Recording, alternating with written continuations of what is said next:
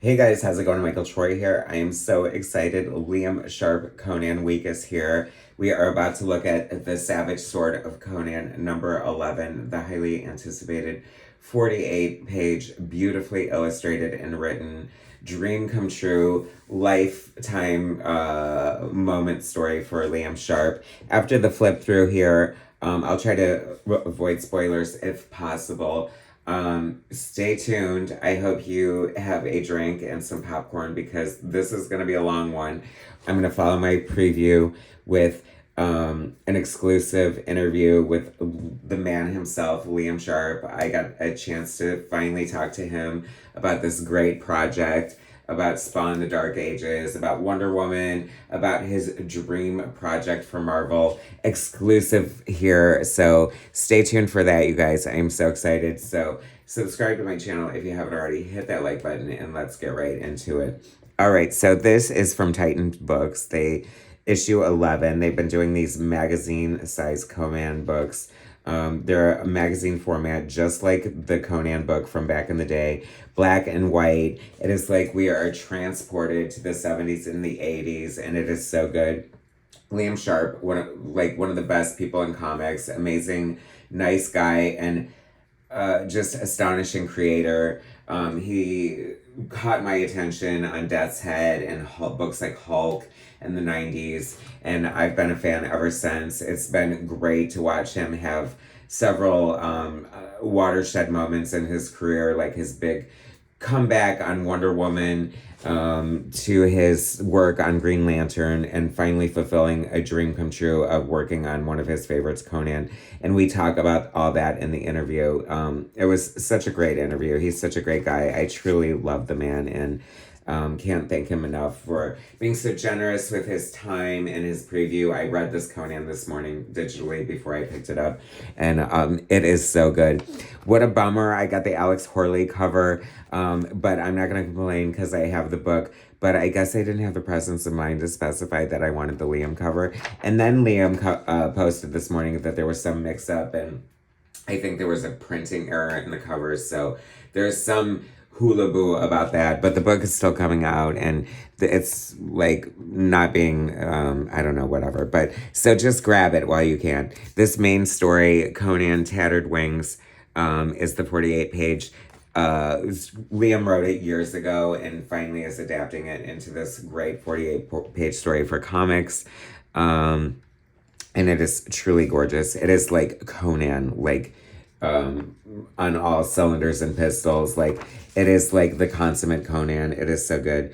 Great pinup by Thomas Notchlick here. There are a few other things in here, but we're definitely focusing on the main bread and butter, Liam. So this is a he's previewed a lot of this on his socials. He has a great Substack if you guys are interested in following that. But he talks a lot about process. He previews a lot of art, and talks about, his journey in the industry. So it's almost like having a friend in comics before you even know the guy. Look, this is beautiful. We talk about his influences are all over the page. Frazetta, Neil Adams, Wrightson, just everybody is here. And it was so funny because I don't know if I would have initially picked out the Wrightson influence, but since Liam mentioned it to me, I see it all over the place now, and I love it. I mean, how can you not be influenced by the beautiful brushwork of Bernie Wrightson, the true master, who apparently didn't do a ton of Conan, but what do you know?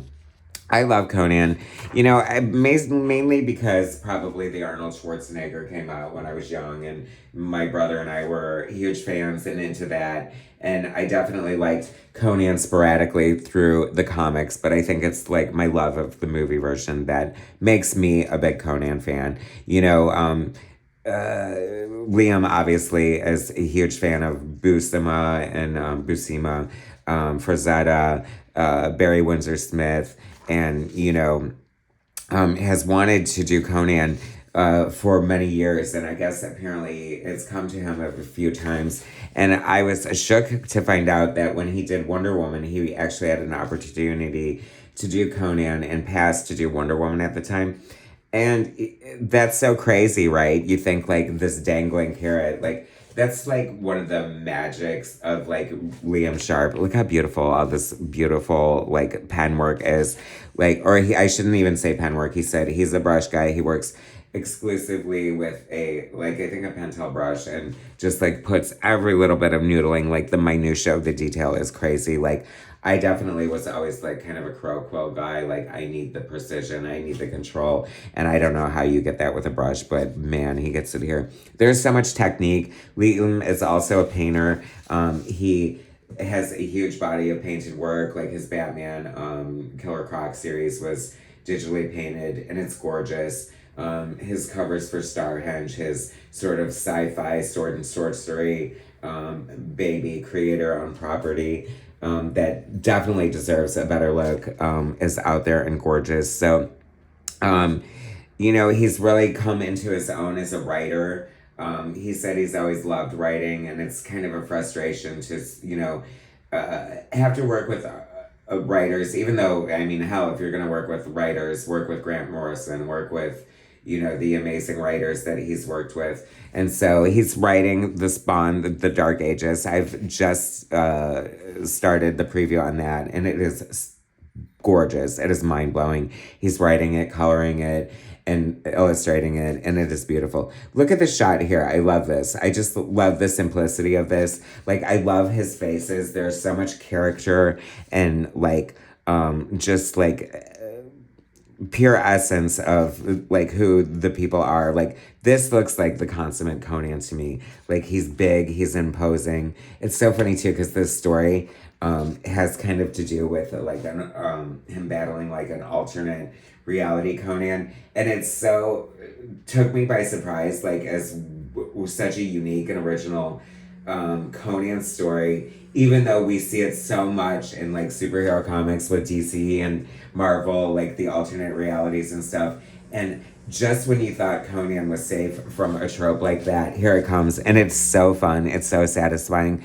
Like, way to double your pleasure, Liam Sharp. Like, you get the chance to draw Conan, and you're not going to waste your opportunity by getting to draw him twice, essentially getting to draw him fighting himself, and that is so cool. I love it. See, look at all the technique and the pattern and the, like, there's names for this that escape me, but, like, the pen work is just so beautiful. The craft here, you know, he's truly a masterful artist. He's, you know, like you just cannot deny the pure beauty of his art. And the writing is so good. Sometimes, you know, like when you're reading something that's written by somebody who's primarily known for their art, it's either overwritten or just like, I don't know, sometimes you get these feeling that they're trying too hard. And I don't know if it's because he's had the you know, the room to sort of grow on projects like The Brave and the Bold with Wonder Woman and Batman, and then bouncing back to like write his own Starhenge and stuff. I think, you know, and we kind of talked about that too. As long as Conan has eluded him, fate and Kismet sort of came together to enable him to give Conan at a point in his career when he's arguably giving us, you know, the best Conan he can possibly give us. And when you look at a page like this, I mean, first of all, it's breathtaking. It stops you dead in your tracks. I mean, I could look at the beauty and line work of all of this technique and lighting and shading and just, I mean, it almost looks woodcut. I mean, it's so beautiful. I would love, love, love to see the original art boards and hold them in my hand. I mean, the sacredness of that. Really beautiful women, really beautiful classic looking Conan is so handsome. I just love the way he draws that. And yes, thank God for a nude ass shot of Conan. I feel like that's like, you just kind of need it. I mean, he's a barbarian. He's a wild animal at the end of the day, but he's also a hero. You know, we talked about his influence and touched lightly on, you know, Liam's youth and feeling bullied and like sort of turning to the strength of like being like wanting the strength of a character like Conan. And I just like, it was just like such a great magical interview, by the way. So you guys definitely need to stay tuned for that after this preview here. And I'm so satisfied and happy to know that he's like working on even bigger stories. So There is some good ass Conan ahead of us. I would have been so fine with just this too if he was like, I shot my wad on Conan. This is it. Here you go. A lifetime dream fulfilled. And it would be so good and satisfying. But to know there is more coming, I'm so excited about that. It can only get better from here. And this is kind of just perfect. Like I said, it's like a ultimate Conan tale. Like it's all here. Like beautiful women, magic, sword and sorcery. Like the epic fight scenes are choreographed so beautifully. And then just when, for no reason, like you just stop and get all this insane magical detail, all these beautiful mountaintops, and just like it just shows like what a great professional and just well-rounded and consummate artist and storyteller Liam is, because he had a lot of this coming in early in his career, but he came in the 90s and a lot of things were kind of exaggerated, and he's definitely come into whoever Liam Sharp is after that. But his other stuff is so much fun, and I love it. And I love his start on Hulk, and just like that style, and just like the evolution of an artist. Like you get to see someone grow in leaps and bounds. But as different as his early stuff is, like it's not embarrassing. Like it's so good. Like there's this killer like X-Men Unlimited that he illustrated that I think I reviewed, if you want to look through that in my backlog, and it's just so good. Like I said, I know like it's funny because I can't help but think of like Bill Sienkiewicz talking in interviews about like wanting to be like everybody he was influenced by. And I think that's so interesting, especially as a comic book artist who is influenced by comic book art. If you're influenced by Frazetta and Wrightson and whoever else, they do in a way become part of you, but it becomes like part of your own DNA as well, if that makes sense. I love this. This is so beautiful. The design work, the Celtic sort of lattice like weaving he's doing, as speaks of his own heritage, and I love the nods to that. She's supposed to be kind of demonic in a way, so you kind of get that feeling here, and it's giving like the beautiful Art Nouveau nod of Alphonse Mucha at the same time.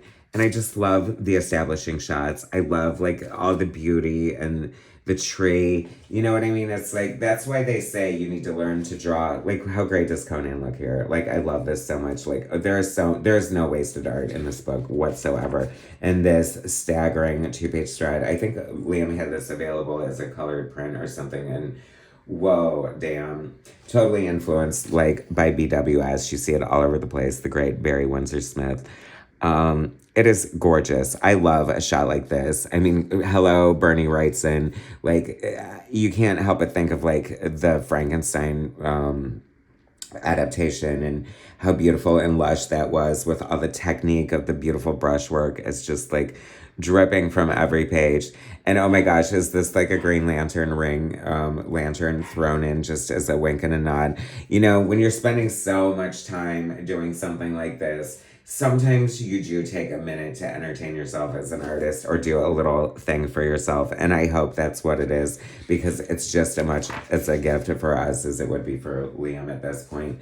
The faces here are so good. The storytelling is so good. It feels, like I said, just right on all levels. It is right. It is correct. It is Conan. It is comic book. It is Marvel Conan in the 70s. It is, Conan novels of yesteryear. It is Arnold Schwarzenegger. It is everything. It is like, can you tell I like it? Like, I cannot oversell this enough. And then I see like this beautiful line work in these faces, and I think of like Nestor Redondo and Rudy Nebris and like the great Filipino artists, and it's just so beautiful. I love this so much. I mean, my God. And can you believe we have more Conan coming? Like, the anticipation and the buildup for this has been crazy. I feel like Liam's been edging us forever. And now that it is finally here, like, it doesn't even seem like it could be, it could pay off. And it does. Like, it exceeds your expectations, if that's even possible. The beautiful, just bodies piled on top of each other, and this epic Conan aftermath is just like bloody and gorgeous. And here I'm faced with my conundrum that I usually am faced with when I'm looking at such beautiful, staggering art. I always want the artist edition. I always want to see it in color. If it's in color, I want to see it in black and white. And what Liam and I discussed, we're on a first name basis by now, of course, is that this, at the end of the day, this needs to be collected. I would like to see, since it's so stunning in black and white, but also would like look really dope in color as well. Especially if Liam like colored it like he did that print that was so gorgeous. Like I would like to see a big absolute like omnibus like hardcover, half black and white, half color. I think that would be like the perfect showcase for this. Maybe a little oversized, to show off like the gorgeous art. This mirror is part of the story too, and it's fun. I love that. Like it just feels so mythological and just like so good.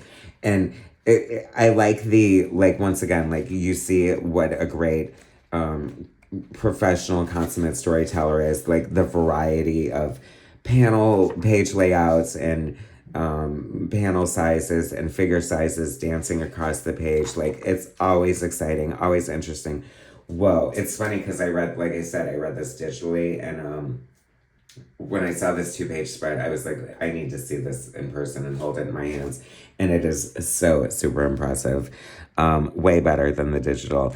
If you only read digital, maybe do it. I don't know. But you definitely need to hold this in your hand. You need to hear the crackle of the newsprint when you turn the page. You need to feel the air escape between the pages as you hear them, and just that undeniable, inimitable sound of paper is so beautiful. It is newsprint, but it's pretty bright and white, and the detail is not lost. It is so gorgeous. This is so good. I just, like, I don't know. Conan is gory and bloody and violent, but it's like, damn, if it's not part of the best part of it, right? This is just so beautiful. Like, this, like I said, like Liam Sharp has an amazing career. If you look back, there will be like markers of his career. You have like Wonder Woman, Hulk, Death's Head, Green Lantern, Starhenge, and Conan. I mean, Conan can't help but like I don't know if it's gonna overshadow the whole thing or not, but what needs to shine right now. That said, Spawn Dark Ages looks amazing. I'm really geeked for that. I think Todd got to ink a little bit or draw like half of a cover that Liam did, and like that's the art jam I need in my life. I forgot there's other parts of this book. Um, because I'm kind of stunned. Like I'm like my breath is taken away. It is beautiful. I love it. This is so good. Definitely check this out, you guys. But there are other great things going on in the Conan book as well. Ron Mars writing this tale and Danny Earle's artist. I love this. This is beautiful art. So, we talked about that too. There's a great mix of like talent, like up and coming, established fogies like Liam himself, and legends, I should say, and great pinups, great stories, fun, fresh takes. Like Conan feels back with a vengeance, and we are here for it. I am so looking forward to his next installment. I cannot wait. That was so good, you guys. Now, stay tuned for the real meat and potatoes, as this is going to turn into my Zoom chat career retrospective Conan preview. Hey guys, how's it going? Michael Troy here. I am so excited for this today. I have been waiting for this forever and a day. The week is finally upon us. It is Liam Sharp week. The Savage Sword of Conan, issue 11, finally hits the stand, featuring uh, something that is so special and so gorgeous and such a big part of Liam Sharp's heart and work and legacy. And the man himself is here to talk to us about that today, along with his debut of Medieval Spawn. So it is a very exciting time in the life of Liam Sharp. Thank you so much for being here, Liam. I am so excited to talk to you. How are you? It's a pleasure, Michael. I'm sorry we couldn't make it happen sooner. It's been a crazy few years, as you know, but we're here now, which is all good. So, Well, I believe in fate and I believe in kismet, and I definitely think like if there is any career that had a lot ado about kismet and fate, it definitely is yours. I mean, this story you wrote it like how many years ago? You've like it's been a lifelong dream to sort of do Conan. You've been killing it on so many different levels and so many different aspects of your career. So this must be so satisfying for this to finally come to you. it is. I'm sort of pinching myself. It's hard to take in, and as you said, it's been a very long time coming. So I originally pitched it to Dark Horse, I guess, around about 2001, 2002. But it was about I can't remember whether they lost the license for it at that time or whether there was an interior shift in editorial, but it fell through for reasons now lost to time. And but I didn't sort of give up on it, and I kept tweaking it and going back to it and thinking, well, maybe I can do it as a standalone, or not as a Conan story, as a different barbarian. Um, but it was written to be Conan, and the crazy thing is, when it came around again this time, and I thought, I've got to pitch that really. I need to sort of tie a bow in it. And obviously, one would hope anyway. I'm a much better writer than I was 25 years ago. So there was a lot of polishing and a lot of reworking, but the bones of it are largely the same. And it just feels great to have this thing that came from like a very spontaneous, hugely enthusiastic, excited place all those years ago. It's kind of been realized. And I think as well, that's funny because it sort of ties me to it. I think, it it's a stepping stone closer to my childhood and to that youthful feeling of like excitement. Because I think, when I did that 25 years ago, I was that much closer to being a kid. Those kind of feelings have carried on through it all. So picking it up, getting the magazine, holding it, it being on newsprint, it being 48 pages black and white, and it was just mad and very exciting and yeah, great. Maybe the right time. Well, unfortunately, I haven't had the chance. You just sent me the preview this morning, so I haven't had a chance to read it completely. But the previews I've seen are amazing. And I think you bring up a really valid point. Like, I think that as much as you wanted it to happen back in the day, as much as exciting as that would have been for young Liam Sharp, I feel like you've paid your dues, you've earned your chops, and you're finally the creator that is going to give us the best version of this story. So it's worth the wait in a way that makes it kind of sweeter, don't you think? Well, I hope so. It's I'm certainly the best I've been. I know I'm doing the best work of my career. So to do this book that I dreamed of doing when I was 9 years old, or certainly it was the book that never left me. Um, and I think largely because I was a shy kid who felt I went through big periods of being bullied, and so for me, some people try to distance themselves from this idea of wish fulfillment and the idea that Conan isn't that kind of a book. It's got bigger merits than that. But certainly as a kid, um, the idea of this indomitable guy sort of gave me strength in a way. He sort of helped me embody a stronger feeling and a sense of carrying on and a sense of always being able to get up again through sort of adversity and whatever. And so it had a kind of symbolic meaning for me that was greater than just the fantasy aspects of it, the heroic fantasy aspects of it. And that I think is what resonated with me for so long and stayed with me for so long. And it's funny too because I was a scrawny little kid, and I just dreamt of being a big beefy guy, which I sort of ended up being. Whether I wonder sometimes if that's something you can almost will yourself to be. It becomes like a suit of armor for you. Um, and I know, like from doing Wonder Woman, that those kinds of things do ring true. They sort of manifest themselves in people's lives. Wonder Woman was like more than any other book I've ever done. Wonder Woman was important to people, and I'd meet people at conventions and they'd burst into tears and want to hug me, and which is I'm always fine with, because these people needed her in that time of their lives, you know, and in a weird way, I needed Conan to give me strength and to make me, you know, to give me the fortitude to keep going through some difficult sort of periods. Um, so to get to do it and to do him justice and to do something that, you know, because a lot, I think in a lot of people's heads it is just sort of macho kind of it's just it's iron thews and veins and muscles, and but it's more than that. It's the world. It's the world that he's in. It's this unformed primeval kind of stew of a world, that is thrilling to me, because it's almost like let's you can almost imagine a rebirth of the world out of that, you know, primal soup. Speaking of rebirths, I often think of you as like Cher or Phoenix rising from the ashes. It feels like you had like major like comeback eras in your career. I know Yeah. it might sound a little insulting because it's like you've never gone away. You've always been here doing the work.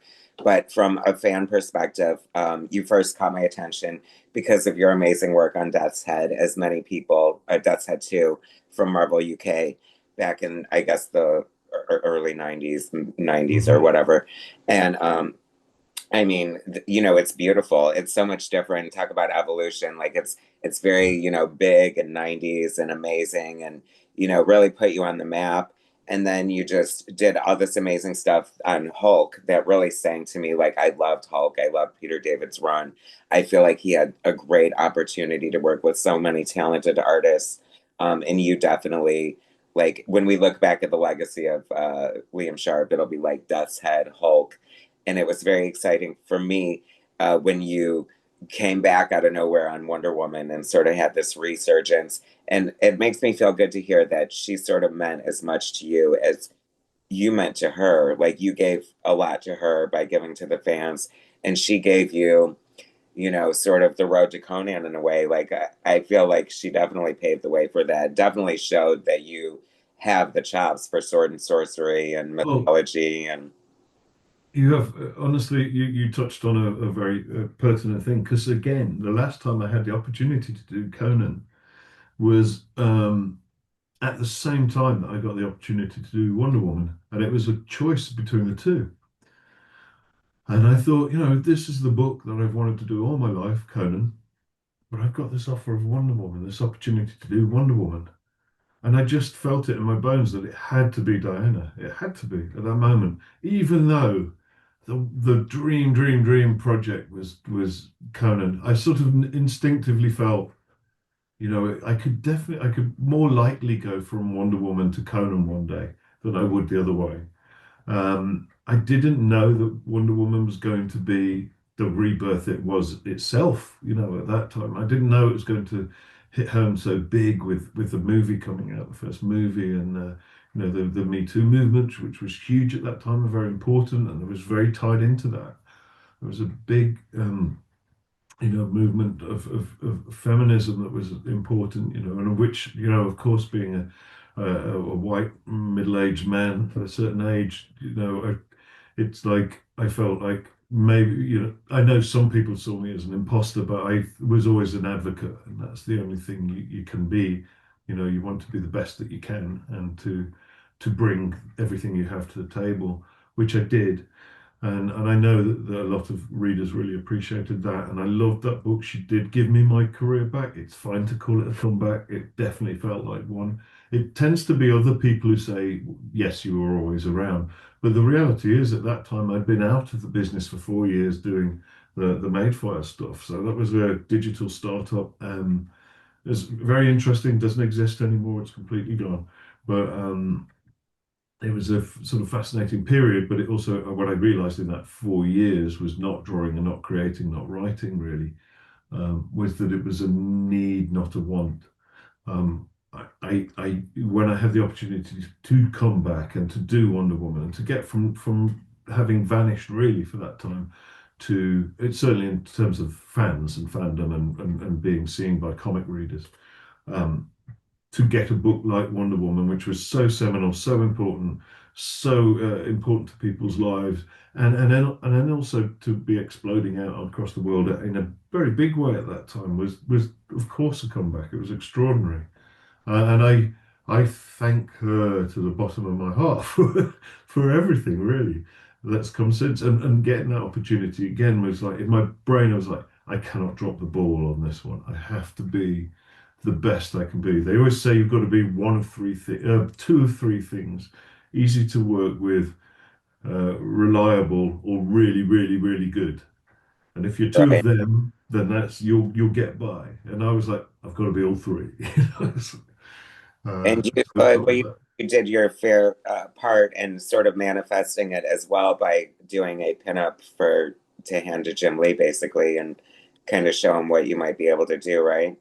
Yeah, And it's stunning. absolutely. It's gorgeous. It's anyone can see it if they Google it. Like it's just beautiful. Like it's no wonder. Like he probably jumped at the chance, and then Yeah. obviously it was a huge success. I mean, I think it was highly lauded. I know that my Wonder Woman fans adored it, and love your contribution to it. And then it led to you writing and doing the Brave and the Bold miniseries with her and Batman, which is really Yeah, ambitious on top of it. So, I mean, it definitely, um, you know, ignited something for sure. So, uh, it's funny, because and then, so after that, I feel like was Starhenge next. there was so many things back to back. It gets a bit blurry. So yes, you're right. It was Wonder Woman led straight into the Brave and the Bold. I tried with that to keep Greg's voice as far as Diana was concerned, because she had become my Diana. Hmm. I couldn't imagine her talking in any other way. So I was trying to be very true to what Greg had established and set up in terms of the way she spoke to people and what she represented. But I took that into the Brave and the Bold. That was obviously very based in mythology and everything, Irish mythology, which my wife's dad was Irish, so we used to talk about an awful lot of that. And as I'm hugely passionate about Celtic mythology, Irish mythology, and just mythology in general is fascinating to me. Um, so the Brave and the Bold was definitely kind of thinking back to it because I got to write it. It was a sort of a tryout for what has come since. Um, and it probably, without me even realizing it, probably did lead to me being able to write and draw Conan now. But yeah, off the back of that was the Green Lantern with Grant for 24 issues, and then that was straight into two Batman projects. I think there was the Reptilian, and then the Batman Catwoman book. I did three issues of that. And then Starhenge was sort of in the mix there as well because we were doing my art book Kickstarter, which really funded the time for me to do Starhenge. And again, Starhenge allowed me to dive back into that mythological world and all of my loves of that material. Um, and then there was EXO, and then it was moving back to England and starting Conan. So it was crazy. It felt like, I've come home and come back to that, which is great. Sort of feel like I should be in Europe doing Conan, because that's that world. Yes, well, I mean, from what the preview I've seen, it does have a very, European sensibility about it. I mean, the detail is staggering. Like, it's so good. Um, how do you feel? It's funny because it's great to see, like, the first one. I love the magazine format. I love the Uh, newsprint. I think that it might be a mixed reception from like newer comic book fans who are expecting like better slicker paper and color and stuff, but for people like us who know what a Conan magazine is supposed to look like, it's beyond thrilling. So that must have been exciting for you too. Yeah, I think because they do those really beautiful the volumes, the collected volumes, and they do them on slightly whiter paper, and it's a little bit crisper, and it's a little bit it's a higher quality print. they are bringing material out to address both audiences, and I definitely see people online complaining about the grey ink and the crap paper and everything. It's like, well, I love it. I know, So and like their I content just really is like it. perfect. Yeah. You know, Uh, that was as much of a treat to open it up and see it in that format as anything. And also, I just think, there is something in us as English creators. We grew up with not just that as a magazine format. They used to do so many things. Fantastic Four, the Hulk. There was a Hulk magazine called Rampage. It was all black and white. So they would take American stuff, reprint it in black and white into a weekly magazine format, and that's what we kind of grew up on. So a lot of my generation grew up sort of imagining that American comics were black and white. The color was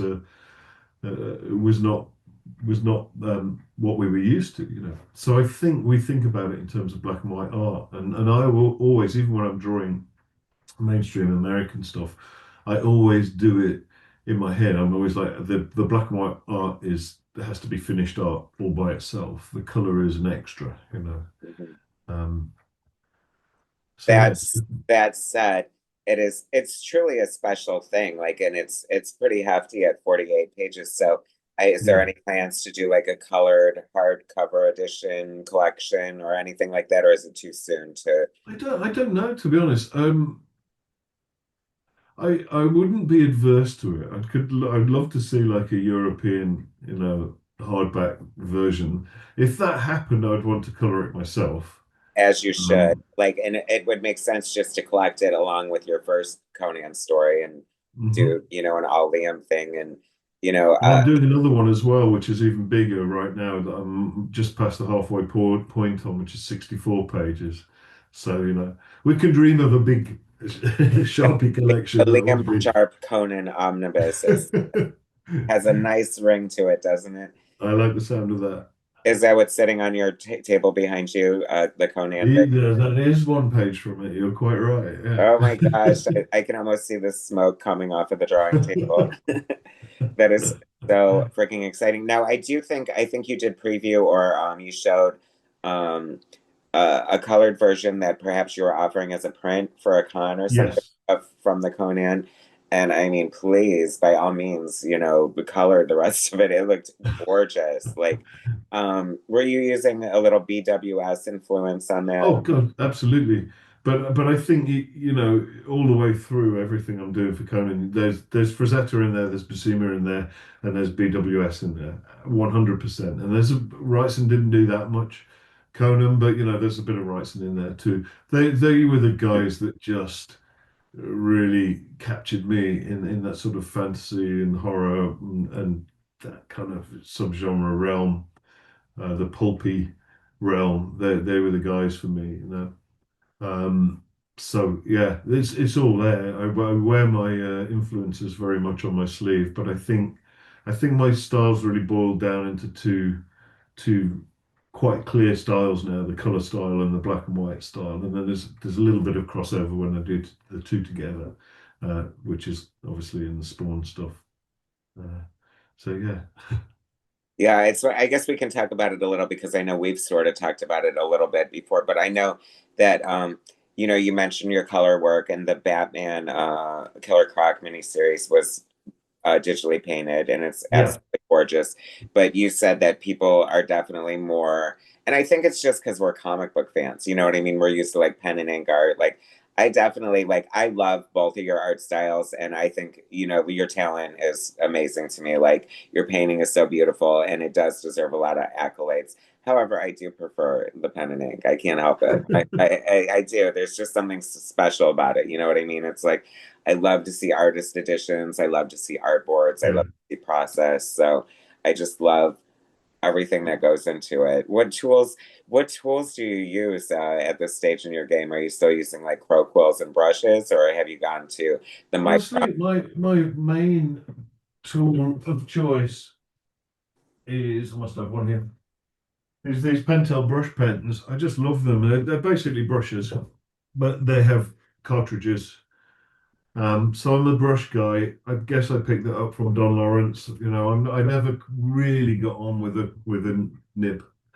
I do love the guys that can use it really, really well, like your Bill Sienkiewicz's of the world, who's just like extraordinary with his, that kind of scarf approach, the Gerald Scarf kind of approach to inking that's just fearless. And I do love a nib, but I can't do that as well.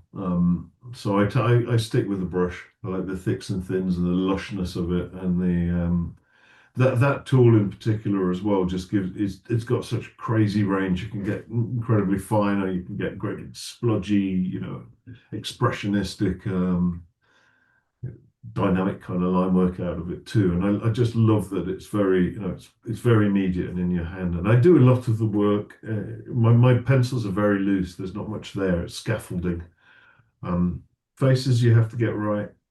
But certainly when it comes to the backgrounds, I like to leave a little bit of room for happy accidents, to go to use that phrase, so that it's got a little bit of organic spontaneity and energy around it, I guess. But in the digital, I'm a Photoshop guy. I haven't really tried many other tools than that, and it's my safe space with, with the digital tools. I know a lot of people are using, I can't remember the name of it. My daughter uses a different digital inking and coloring tool. It's becoming Maybe Procreate is the pop. probably, yeah, it's Yeah. Procreate. It's Procreate. Everyone's doing it on iPads now, and it's very good. But I've got my Cintiq, and I draw straight onto the page, and I try to treat it as if I'm painting. So I like it to have an organic feel. Um, and I love the ink too, but it's sometimes after a while, because it is laborious and takes a long time. It's almost like a palette cleanser to break away from that and do a bit of digital painting, because it's a much sort of freer um, sandbox really to work in. It's a very different approach to it. And I think it also scratches that Don Lawrence itch in me as a painter. I trained with a painter. I do love to paint. I love the creating depth and scale and landscapes and the textures, and that sort of is exciting to me. I wish I could do it all actually. I wish I could just paint and do full painted things, but I'd never get any pages done. It would take me all year just to do sort of 25 pages. The way it goes, it's just a much slower process. So. I was going to say, I did think you had a true passion for painting, and you annoyingly posted some paintings that you did when you were like 17 years old, and you're like, "Bah, this is rubbish." And I'm like, "Rubbish." I'm like, it looked like it could be hanging in a museum. And I mean, we're our own worst critics, but I mean, so obviously you're like a classically trained, like sort of professional artist. It makes me happy to see like real boards sitting on your desk. I hope you get a lot of money for those when you eventually sell them, or if you do.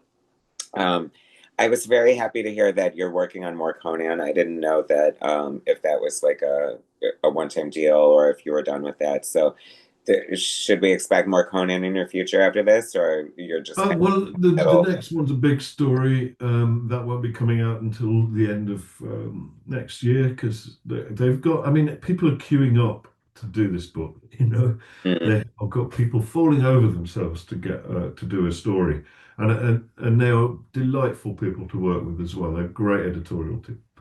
Um, I They are taking it all very steadily. So it's like each year, okay, how's it going? They sort of take a breath, sit up, look at the landscape.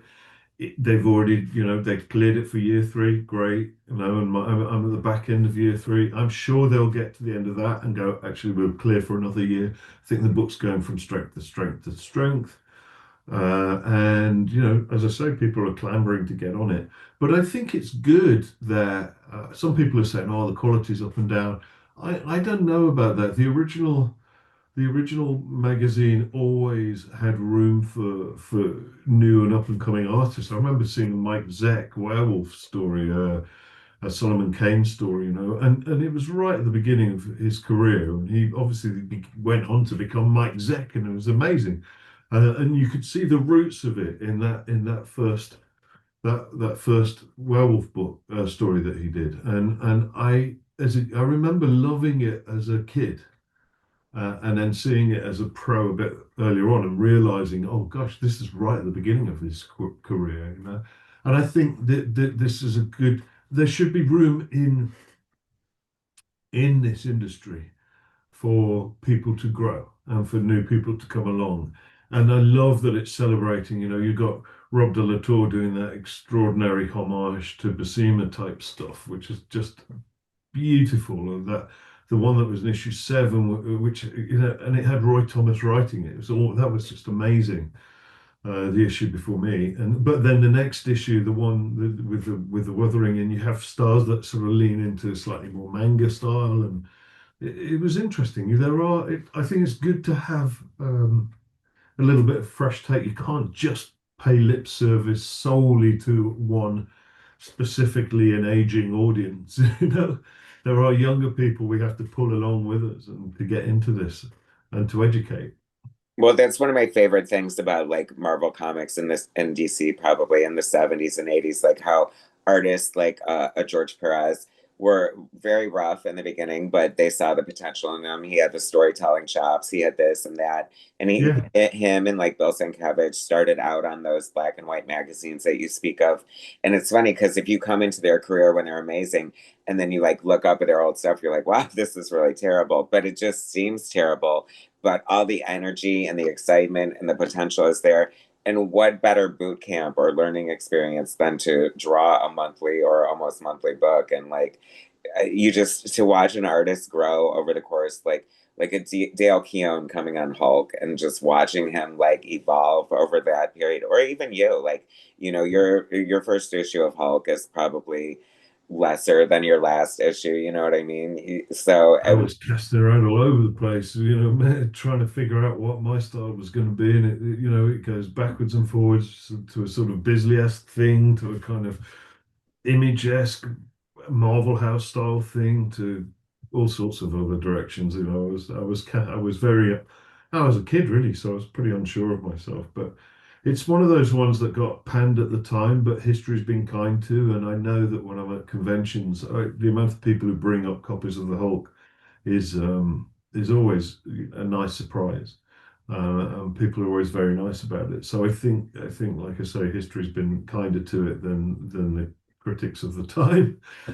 well, Um, the critics of the time might have been hard, but the fans were knew what was up because I mean it definitely put you on the map for me. So um you know, I love it. You know, that's what I also like about that time too, without the interference of the internet. Like I didn't know Secret Wars 2 was crap. I loved every single issue of it, you know. Thank God the internet wasn't there telling me how awful it was because I was there enjoying every issue, Beyonder, Jerry Curl and all, you know what I mean? It's like that's the beauty of comics. Like it'll speak to somebody, you know what I mean? If you have the passion to make a comic book for whatever reason, you're gonna find an audience, I feel, you know? yeah, absolutely.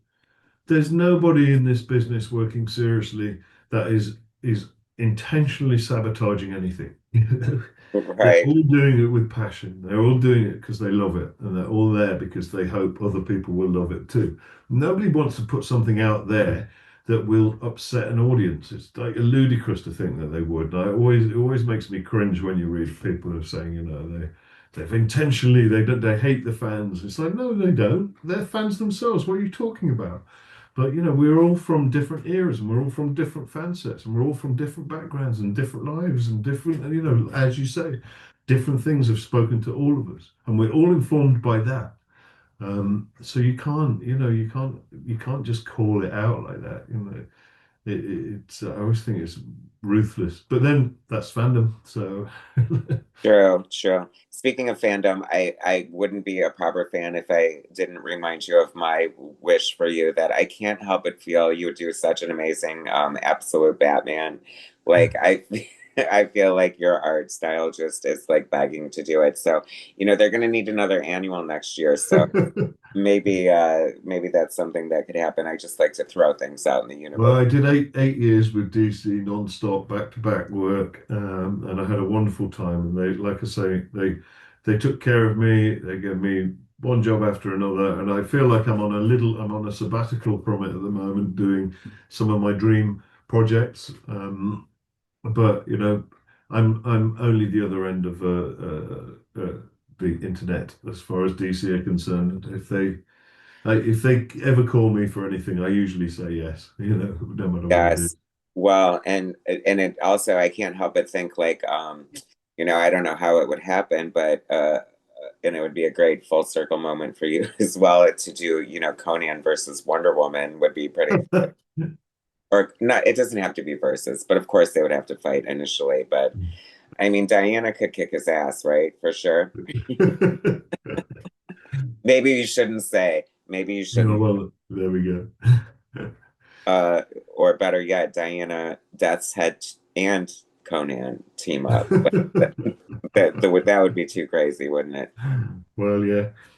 It's funny in a way. There's a kind of a Diana character in the Spawn stuff. In that, she's like a druid to his eternal kind of character. And then there's a Conan type character in there because that was conceived at a time when I thought I wasn't going to get to do Conan again. So I thought, okay, I've got to want to do something that's like it, but utilizing all of that mythology stuff that I love. So yeah, that's been fun as well.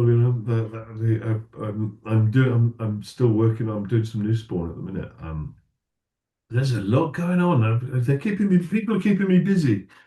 I was gonna say you're a busy person. It's good to be Yeah, sharp right now. You got so much going on, and you consistently do your Substack. So people definitely should subscribe to that if they want to uh, get a regular dose of Liam goodness. It's fun watching you announce your projects and talk about your experience in the industry and your philosophies about art and artists. You're such a great guy. You also as part of Liam November is should we call it Lovember? I'm trying to think of like a clever word to signify it as Liam Sharp November, but we also have uh your Spawn the Dark Ages coming out at the end of the yeah. that's a 6 issue medieval Spawn limited series written and drawn Six by you. issues Spawn Dark Ages, so Spawn. which is slightly different to the medieval Spawn. The initial Spawn Dark Ages run that I did back in the 90s was closer to medieval Spawn in that it was really the end of the Dark Ages and it was kind of veering into it. Medieval territory, which is why I thought with this series it'd be nice to take it right back to the 5th century and really make it the beginning of the Dark Ages. Um, because I thought, if this works out and it has long legs and people enjoy the first 6 issue series, then we can start at the beginning of the Dark Ages, and we've got quite a few hundred years to play with there. So Yeah. it's a new character, and it's right at the end of uh, the Roman occupation of Britain. So there's some legacy left over from that, and you've got the Picts coming down from the north. You've got the invasions from the Hibernians, which the island is Ireland. You've got the Saxons coming in from the east. So the whole country is under threat, and then you've got this sort of schism that's happening in the country too, where you've got the Christianity that's been brought over from Rome versus the old dying pagan gods and everything, which I sort of placed the Spawn character firmly in as a kind of reference to him being like the Lord of the Wild Hunt kind of thing, and lording over this rotting what was the city of Londinium, the capital. Um, whilst the king is in Winchester, and Aurelianus is like he was historically considered what a proto-Arthur kind of character, and possibly one of the models for who Arthur might have been. So there's a lot to play with there, and obviously I've not tried to make it super realistic or anything. The names are there's lots of references to real places and certain uses of words from old Celtic words that are good fun. Uh, that I've thrown in. So there's a bit of a glossary in it, which is a bit of hopefully people will get a kick out of that. But it's a big melodrama, really. It's not just a big brutal um, slugfest. It's really about the tension between this new religion that's coming in, the old one that was there, the fact that there's all these factions trying to rip the country apart, and there has to be a union between the king and Spawn in order for them to really come together and be able to unify the country itself. But then there's a love triangle type thing.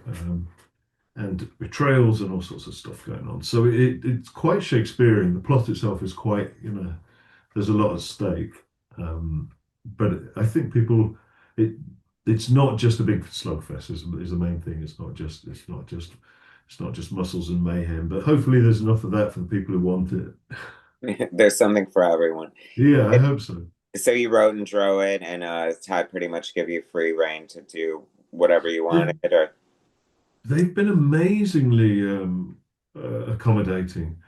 Maybe it's because it's so specifically based in British traditions that it would be kind of tough, I think, for somebody outside of that knowledge set to edit, And but also I think, it's almost my 40th year in the business. If I don't know it by now, having been an editor and having been yeah. uh, a publisher. I mean, that's the crazy thing. I was thinking about this the other day and thinking, I wonder how many people, and obviously there's a fair few, certainly at the beginning, but that have done it all, that have done, and I don't mean this as it probably is a humble brag, but I'm really talking about it from a point of view of experience more than anything. That has been a publisher, and even I even lettered Starhenge. I've literally done every aspect of it. And I think the thing with that is that when you've done that and you've had to find an audience, you've had to market, you've had to go to printers and find the right paper and figure out all of these things, then you just have a bigger, wider understanding of the industry itself and the shape of it. And you can get your arms around it a bit. And I think that is why I've been trusted, just because I'm a semi-old man with a fair bit of experience. Well, and you got such an honest face, my God. I mean, you're definitely one of the good guys for sure. So, I mean, yes, you do have so much going on. So, this exciting Conan coming out this week. You're working on your next Conan. You have Medieval Spawn.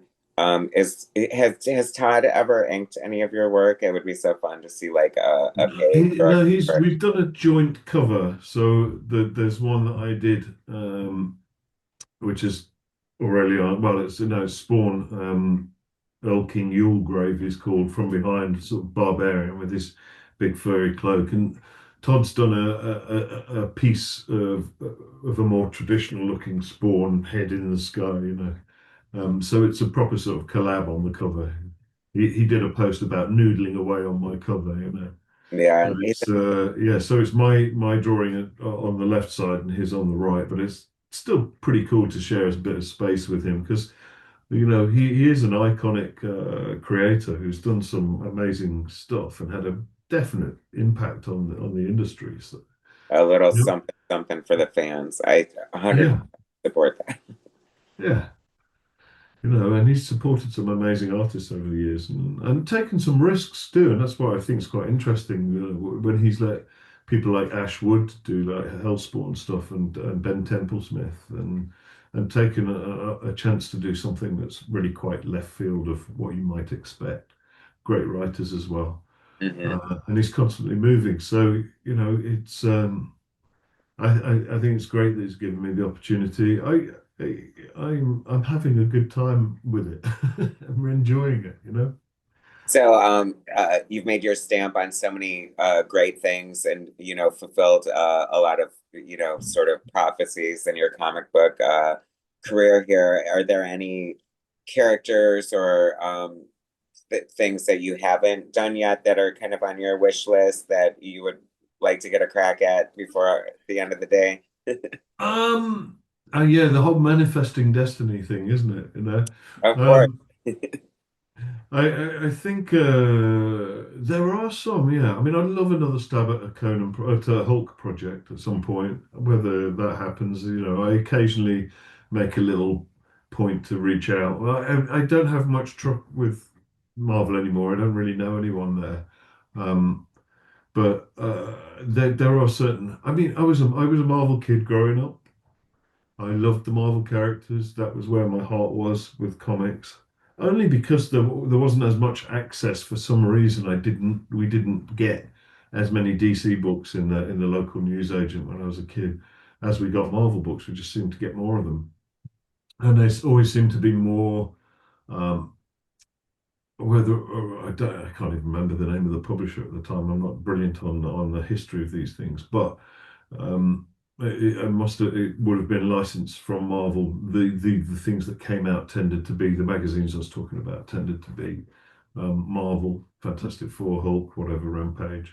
Um, and Star Wars, I used to love Star Wars, so I used to get the Marvel Star Wars comic. Again, the UK reprint, which had some amazing backup stuff. It had wild things like this, the Sword in the Star, which was a limited, unfinished story. I didn't know that, but Rocket Raccoon first appeared in that, and those, so yeah, just amazing sort of backup stories.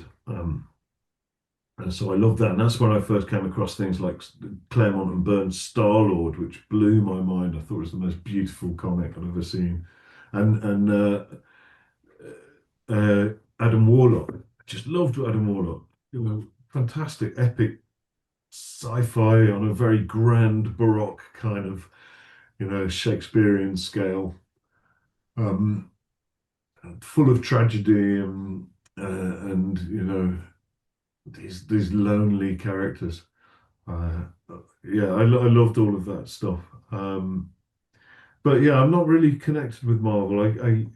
It's so yeah. Where I was going with that was I think what I'd love to do at some point is a bit of Marvel stuff just to tie a bow in it. I'd love to do. I think I'd do a good Wolverine book. You know. Holy moly, you just blew my mind because so if anyone is watching, Liam's phone number is 555. Like they would be insane. Like, okay, you just said the book right there. I mean, I feel like you definitely need a return to Hulk.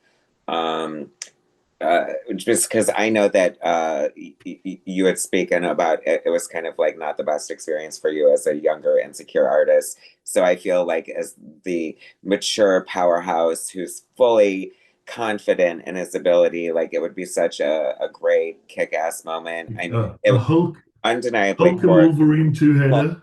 Hulk and Wolverine, like they're inextricably tied to each other. So to bring them together to sort of fulfill your Hulk fate and give you Wolverine at the same time, I mean, Nick Snick baby, Hulk smash. Yeah. We universe, please take this Hulk Wolverine Liam Sharp book and make it happen. I mean, Marvel would just have to start printing money on that one for sure. I mean, that would be amazing. And you could write it yourself. That would be the Oh, beauty. I'd have to. Yeah, of I, course. I want to. I mean, these days, I've, I've been so lucky in who I've worked with, but I've always been a writer. And it's always been one of those things where for so many years, it was like I'd pitch something and they go, yeah, but how about you do it with, Greg Rucka? Or, yeah, but I'd really like to get in Grant Morrison, which is all fantastic and it's all brilliant to work with those guys. But at the back of my head, it's like, damn, how am I ever going to get known as a writer if I don't get these opportunities? So I've had to fight for that and stick with it for a long time to be sort of accepted as one. And I think I've got to that point now where, touch wood. So I'm at a point where people are trusting me with that as well too. So long may it continue, and I just hope people enjoy what I write as well as the pictures.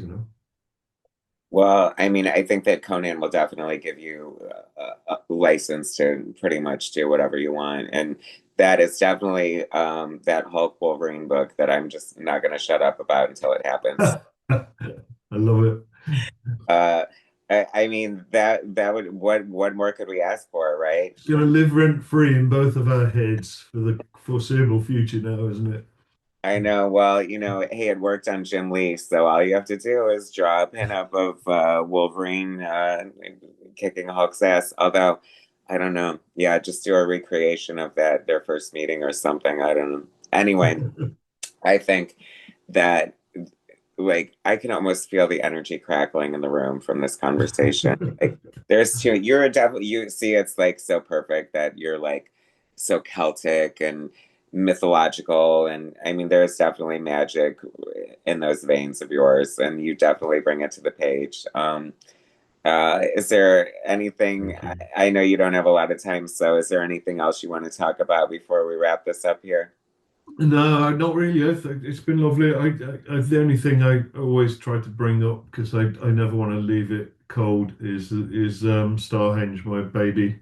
You know, I do feel like there's legs in that thing. Every show I do, the book I sell most of is my hardback Starhenge book. I am intrigued to find a way to be able to continue that. And I'm very fascinated. McFarlane's been talking about the magic number 50 issues. And the most I've ever done in a row is 24 issues with Grant on the Green Lantern. The problem is, it's just time. You know, how many issues can you get out in a year? I'm 57. You put it into actual, you know, you're usually starting to fade a little bit, whether we like to admit it or not. We can't all be Will Eisner doing your best work at 80, and a lot of people trail off and don't even make it like that. But I would like to think that I've got a good at least 15 years of my A game left. And that sounds like a lot, but if you boil it down to a project a year, pretty much one big project, especially if you're going to do the best that you can, you know, you're looking at 10, 10 more projects if you're lucky, probably, realistically. So I am at a point where it's like I do have to, whatever I'm doing going forward has to matter to me and has to be something I really care about and am invested in. I don't want to do anything that is work for hire without any passion and that I don't have any heart or soul in. That doesn't seem to happen anywhere. I've been very lucky and blessed. I mean, all the amazing thing that you find is like I didn't have a particular um, affinity with the Green Lantern, for instance. I always thought he had a cool costume, but I hadn't really read any Green Lantern since I was a kid, and I liked him superficially, but I didn't really know much about him. And what you find with all of these icons is that when you start working on the books, there's a reason they have lasted so long. It might not be immediately obvious, but when you work on it, and so, you know, people always say, "What's your favorite character? What's your favorite book to work on?" And it's always the one you're working on. Doesn't matter which character because you discover them. You know, when I was working on Wonder Woman, I fell in love with her 100%. I didn't really read the comics before that. You can't read every comic. Um, you know, I found some great classic older stuff that I went back to afterwards. You know, when you start drawing these characters, you have to research and you have to look into it, and you want to treat it responsibly and professionally and give it what it deserves as a legacy character. And so you do your due diligence and you spend time with the various versions of them to get to know them. It's like, you know, it's a meet and greet with these characters if you've not read them. And you find that it's always the same. There's something wonderful about them. So you know, that's the difference. And I don't know what it is. It's a weird X factor because some great characters come and they last a few issues, and no matter how many times they get launched, it just runs sort of 15, 20 issues and disappears again, and it gets launched again, and it never keeps going. But the ones that have kept going, they're all got this weird X factor that is magical.